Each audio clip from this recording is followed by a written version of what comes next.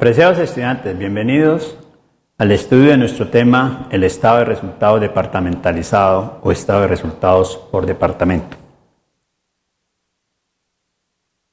En el sector hotelero es muy importante este estado de resultados porque va a reflejar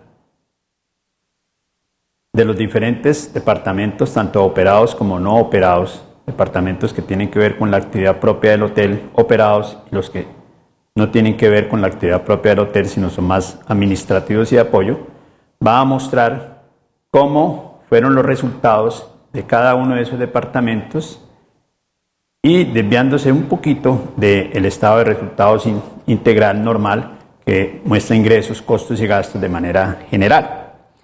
Entonces, en un hotel, pues es importante conocer que como cualquier organización debe presentar unos estados financieros que son el estado de situación financiera, el estado de resultados departamentalizado o por departamentos, los otros estados financieros conocidos como el estado de flujo de efectivo, el estado de cambio en el patrimonio, el estado de revelaciones acompañados con un análisis propio de los indicadores de gestión en el caso del hotel.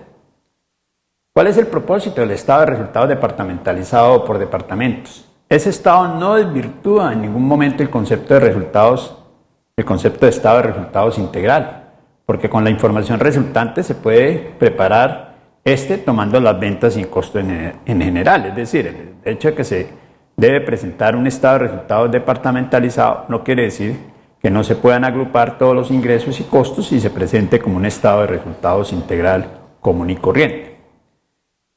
El objetivo es presentar por departamentos y de acuerdo a una metodología los diferentes conceptos que afectan la utilidad final en el establecimiento hotelero, tomando como base el concepto de operado e inoperado que explicábamos anteriormente.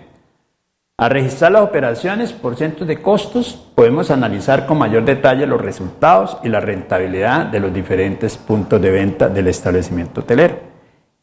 Es decir, centro de costos, entendiendo por centro de costos, el punto o ambiente en donde se generan ingresos o en donde no se generan ingresos, como en el caso de los departamentos no operados o departamentos administrativos.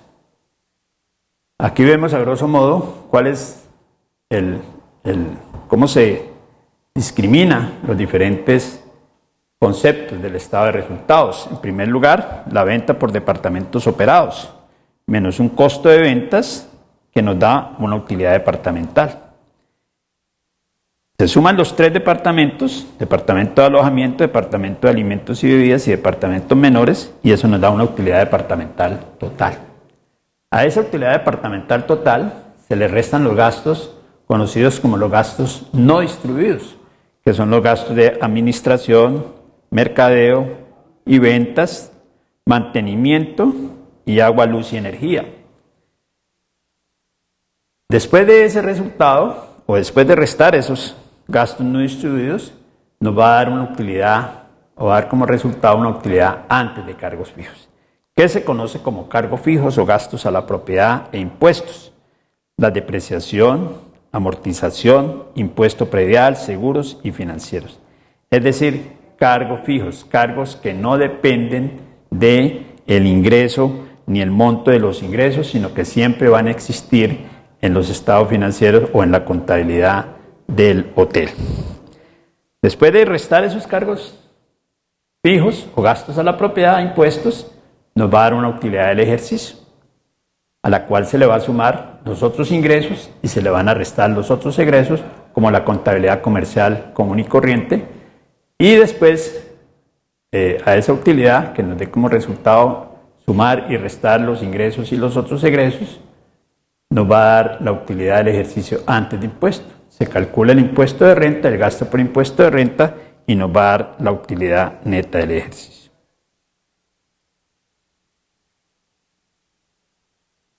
Ese estado de resultados departamentalizado por departamentos siempre debe estar acompañado de un concepto o de unos indicadores de gestión. En la hotelería se aplica el concepto de la teoría Shell, que es creada por el profesor Adolfo Shell con indicadores preparados exclusivamente para el análisis de la gestión hotelera. Indicadores de gestión, en ocupación, en número de habitaciones vendidas y en la gestión en general. Esos estados financieros y el estado de resultados departamentalizados siempre se deben comparar bajo 3 enfoques. Primero, con un periodo base, puede ser el periodo anterior, mes, año, semestre. Segundo, contra el presupuesto, es decir, cuánto se había presupuestado vender en alojamiento, cuánto se había presupuestado vender en los diferentes departamentos, cuánto se había presupuestado que fueran o que ascendieran los costos, etcétera, etcétera. Y lo otro, contra la industria o los estándares, en donde se puede utilizar la teoría Shell, que son unos indicadores normales, para condiciones normales de la hotelería, en donde se establecen unos parámetros y unos rangos de porcentaje que se pueden comparar contra el establecimiento en especial. Y por último vemos el ciclo del análisis financiero, es decir, el ciclo del análisis financiero. Primero, la preparación de la información contable y financiera a través de los estados financieros. Segundo, el análisis financiero, con todas las metodologías que pueden existir de análisis financiero y aplicando unos indicadores de gestión. Y tercero, la toma de decisiones, porque los estados financieros y su análisis no sirven de nada si no se toman decisiones sobre los principales aspectos, fortaleciendo los aspectos positivos y lógicamente controlando los aspectos negativos que resulten de ese análisis financiero y esos indicadores de gestión que se tienen en cuenta en el ciclo del análisis financiero del establecimiento hotelero. Muchas gracias y éxitos en su formación en el proceso de aprendizaje.